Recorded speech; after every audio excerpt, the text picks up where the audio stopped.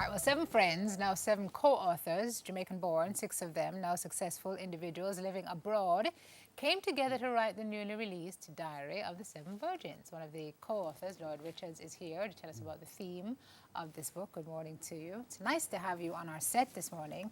What a great story behind the book. So it's 2 stories, really. The first could be a story in itself. So bring us up to speed. This is like a group, a birthday celebration that turned into a birthday book club, that turned into a sharing of stories, that turned into a book. Absolutely. So tell me about the story behind the story and the relationship between the co-authors. Well, Maurice Burns and myself, we grew up in Spanish Town, and we immigrated to Toronto different times. We formed friends, and through that, through a business that we went to take advantage of a business opportunity, the 7 of us came together. After we came together, we realized that we needed to build ourselves before we could actually make the money. So we embarked upon a personal development path. From then came the books, CDs, seminars, then the book club, then the birthday book club. And we realized that we've done so much reading, we've learned so much, how can we now share and give back? Because this is what we're about. Wow. So we came up with the idea of writing a book. Yeah. And didn't really think much of it at the time because it was just the effort to get something done.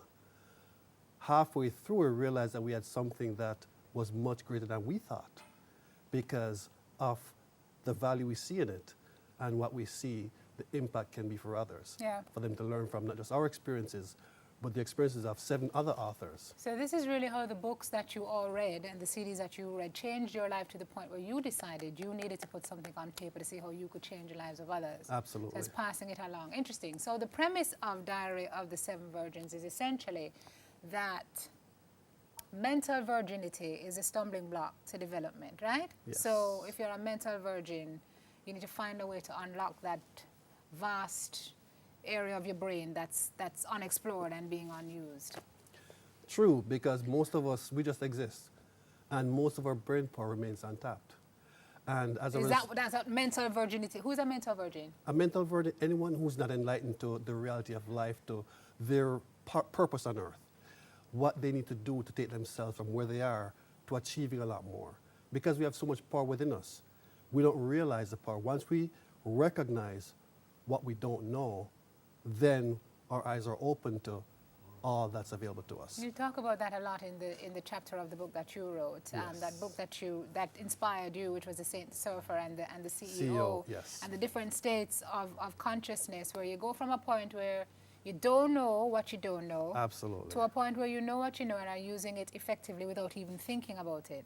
Now, the concepts are interesting, but usually people hear about these books about, oh, the power is within you and awaken the power, and they start to roll their eyes and they're like, really? Can this book change my life?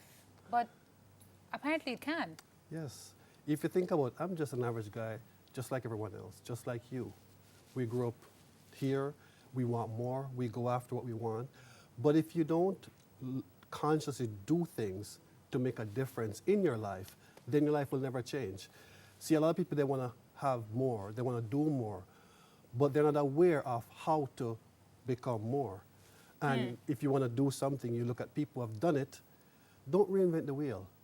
Figure out what they've done, do it, and the laws of the world will work in your favor. The laws of the universe. Interesting, because you also write a lot about prayer and Yes. God and so on. So is this Yes. a religious book, or is this for even the folks who are not quite so It religious? covers everything from religion to relationship to spiritual to just, because you're talking about 7 different people, 7 different perspectives. So it's not a specifically religious book. It's a book for anyone who's looking to impact their lives in a new way, to change their lives, and to do something better. And that's the premise of what our book is all about. You also do a lot of storytelling in this book, and I guess part of the message that you're sending is that there's a message in every story from which we can learn. You talk a little bit about some of the lessons learned about leaving the past in the past and moving on, and you talk about that young man who went in to do surgery Yes. for sinuses Yes. and almost lost his life on the table. Literally lost his life. He And was he flatlined. flatline dead. And he was revived.